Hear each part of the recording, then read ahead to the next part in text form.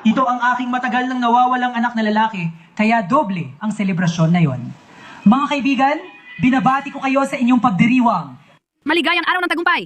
Isang record na pinakamaikling parada ng tagumpay na walang kagamitang militar ang naganap na yon sa Moscow. Si Vladimir Putin sa piling ng ilang bisita ay nagbigay ng ilang malalakas na pahayag. Iginiit ng iniligtas ng sundalong Ruso ang Europa at ang kabayanihan ng henerasyon ng mga nagwagi ay inspirasyon sa mga Rusong okupanteng kalaho sa tinatawag na SVO.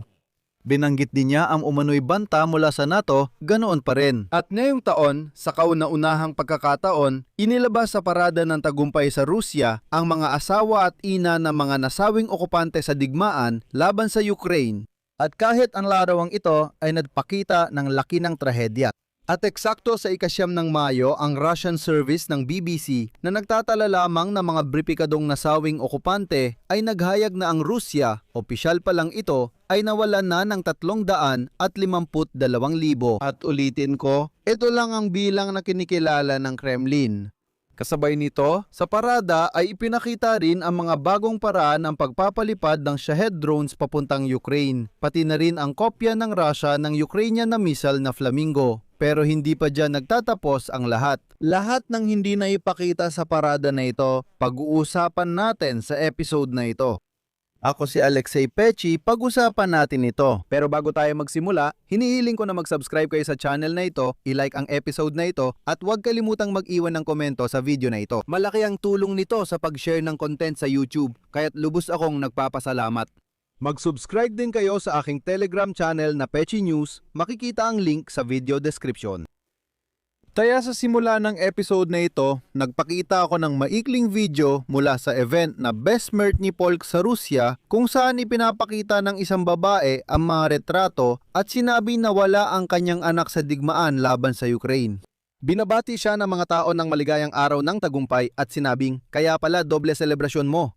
Sintomas ito ng sitwasyon sa Rusya kung saan hirap na si Vladimir Putin itago ang dami ng kaswalti sa digmaan. Halimbawa, sa Chita, Rusya noong ika-9 ng Mayo sa Central Square, unang beses na sumama sa parada ang mga asawa at ina ng mga sundalong namatay sa pagsalakay sa Ukraine. Sa mga larawan, makikita ang mga babae na nakasuot ng parehong uniforme nasa hulihan ng parada at hawak ang mga retrato ng mga namatay na mananakop na Ruso. Si Sergeant Bolshakov ay lumahok sa pagtupad ng mga pinakamahirap na espesyal at pandigmang misyon sa lugar ng isinasagawang espesyal na operasyong militar. Елена Владимировна Константинова на гвардейского першого. Ngayong taon, sinimulan ni Vladimir Putin na ilihis ang usapan sa mga pagkawala sa digmaan papunta sa makabansang panawagan. Sa parehong parada, sinabi ng tagapagsalita na ang suot ng mga balo at mga ina ng mga tinatawag na bayani ng SVO ay, ayon sa kanya, isang simbolo ng pananagutan, katapatan at matibay na paniniwala sa mga nasa unahan na yon. Bago ang pista, ilang rehiyon sa Rusya ang binigyan ng gabay ng Kremlin na palitan ng salitang parada ng mas formal na seremonyal na pagmamarcha. Talagang lumitaw ang ganitong mga poster sa Krasnodar, Ufa at Chelyabinsk. Dapat mag-ingat sa paggamit ng salitang parada ng tagumpay habang namamatay pa ang mga sundalong Ruso sa Ukraine. Sa ganitong sitwasyon, inilatala ng Russian service ng BBC ang impormasyon. Ang kabuuang bilang ng opisyal na kinilalang nasawing mga Russia na mananakop mula simula ng malawakang pananakop hanggang sa katapusan ng 2025 ay umabot na sa 352,000 katao. Sa ganitong konklusyon, dumating ang mga mamamahayag matapos suriin ang listahan ng nasawi, datos ng pamana at estadistika ng korte. Sa pagtatayang ito, unang beses na isinama hindi lang ang mga karaniwang nasawi na ang kamatayan ay naitala sa pamamagitan ng civil registry, kundi pati na rin ang mga idineklarang patay o nawawala sa pamamagitan ng korte. Ibig sabihin, naiintindihan nyo naman na ang pagkamatay ng napakaraming Russia na mananakop ay sadyang itinatago o hindi kinikilala. At halimbawa, sa buong panahon ng digmaan, ayon sa opisyal na tala, 70,000 na mga Ruso na sundalo ang namatay. Pero hindi mapatunayan ng mga kamag-anak na sila ay patay na, kaya sa korte pa nila pinatunayan na matagal na silang namatay. At ayon sa mga may akda ng pag-aaral, ang pinakamataas na bilang ng mga namatay ay nangyari noong 2024-2025 kung kailan biglang tumaas ang tindi ng labanan. Nagsimula ng kilalanin ng mga korte sa Rusya ang mga nawawala bilang patay at sa loob ng 2 taon, umabot sa 86,000 kaso mula sa militar at mga kamag-anak. Ayon din sa pag-aaral, mula Disyembre 2025 hanggang Abril 2026, tinatayang nasa 157,000 katao ang napatay at nasugatan sa hanay ng hukbong Ruso batay sa kalkulasyon ng panig ng Ukraina. Samantalang sa parehong panahon, 148,000 lamang na mga voluntaryo ang narekrut. Ibig sabihin nito, nagsimulang lumampas ang bilang ng mga nalalagas kaysa sa kakayahang mapunan ang mga tauhan. Ngayon, nagsalita si Vladimir Putin sa parada ng tagumpay sa Red Square na walang gamit militar at pagpatay sa mobile internet sa buong Moscow dahil sa banta ng drone attack. Ipinahayag niya ang umanay pag-usad ng hukbong Ruso sa Ukraine at inakusahan ang mga bansa ng NATO sa pagsuporta sa agresibong puwersa. Pero hindi talaga nilinaw ni Putin kung saan nga ba sumusulong ang mga mananakop. Pero may isang kapansin-pansin pangyayari dito. Napakatagumpay ng mga mananakop na Ruso sa kanilang espesyal na operasyong militar laban sa Ukraine, kaya naman nabubuo ang isa pang karagdagang singsing ng depensa laban sa impapawid sa paligid ng Moscow. Tinutukoy dito ang pagpapalakas ng posisyon gamit ang sistemang pansir na may mga misil at kanyon para sa depensang panghimpapawid.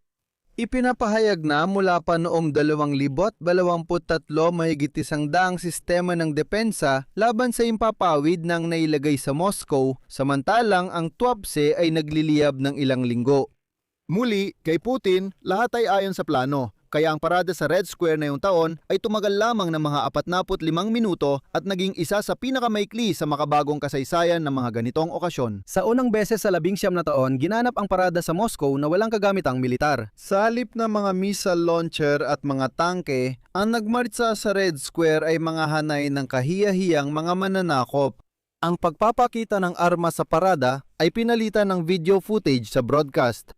Ipinakita sa mga manonood ang isang video na nagpapakita ng mga drone at sandatang nuklear kung saan ipinakita ang mga halimbawa ng pinakabagong teknolohiyang Ruso, pati na rin ang mga atomikong submarino na Arkhangelsk at Nyas Vladimir.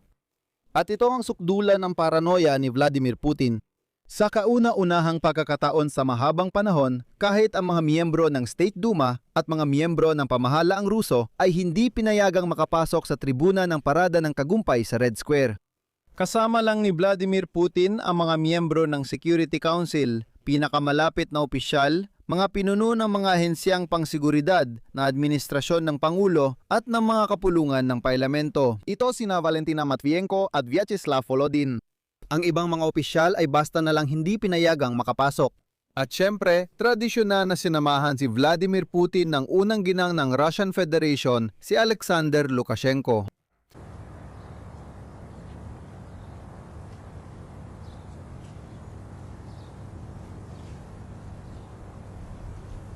Bukod pa rito, sa parada ay unang lumahok ang mga sundalo mula sa Hilagang Korea at ang pagtatapos ng kaganapan ay ang paglipad ng mga pang-atakeng eroplanong Su-25 ng Russia sa ibabaw ng Red Square na bahagi ng Russian Aerospace Forces. Pero mas naging interesante ang mga kuha ng mga okupante na nagpapalipad ng mga drone papuntang Ukraine. Ipinakita ng Russian Federation paano nila pinapalipad ang mga drone na Shahed papuntang Ukraine mula sa mga sasakyan. At ipinakita rin sa parada ang pinaliit na kopya ng Ukrainian na missile na FP-5 Flamingo na tinawag nilang Geran-5 sa Russia at ito ay interesante. Sinasabi ng mga Ruso na hindi kayang gumawa ng imbensyon ng Ukraine pero ngayon sinusubukan ng Russia na kopyahin ang imbensyon ng Ukraine. Ang mga pangkat panglungsad ng Geran-2 at Geran-5 ay naghahanda at nagpapalipad ng unmanned aerial vehicle para tamaan ang mga military target sa malalim na likuran. Ngayong pagdiriwang, ginagampanan ng ating mga tauhan ang kanilang misyon sa labanan. Binabati namin ang mga veterano at mamamayan sa araw ng dakilang tagumpay. Dito ako maglalagay ng ellipsis at ipapaalam ko sa mga tagapakinig na nagsasalita ng Ukrainian ng channel na ito na may bago akong YouTube channel na gabi-gabing naglalabas ng mga buod ng araw eksklusibo sa wikang Ukrainian tungkol sa mga paksang Ukrainyano. Kaya kung mas gusto ninyong makinig ng balita sa wikang Ukrainyano, iiwan ko ang link sa description ng video na ito papunta sa bagong YouTube channel ni Oleksiy Pichi at Pitsumki.